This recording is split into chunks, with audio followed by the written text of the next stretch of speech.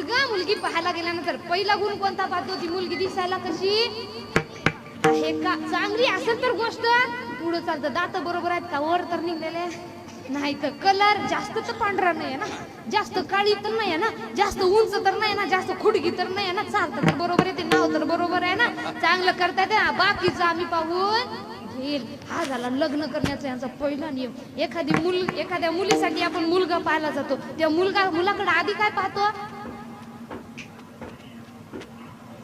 शाबास, त्याच्याकडे background, bank account मध्ये पैसे किती आहेत, हा गुण पहिला पाहिला जातो. मला सांगा, हे नातं मनाशी मनाचं जुळायलं का स्वार्थाशी स्वार्थाचं जुळायलं?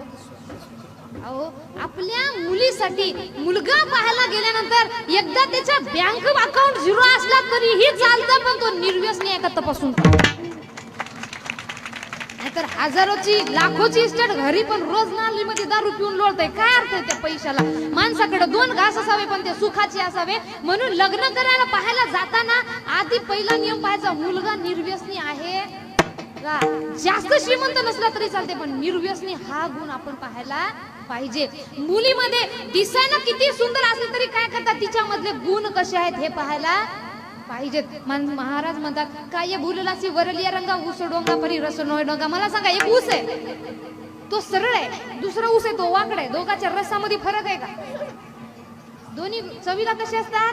गोडच असतात. मग जर रसामध्ये फरक नसेल तर आपण का फरक करतो? आकारामध्ये फरक करू नका. मग दिसायला कशी यापेक्षा ती गुणानं कशी आहे?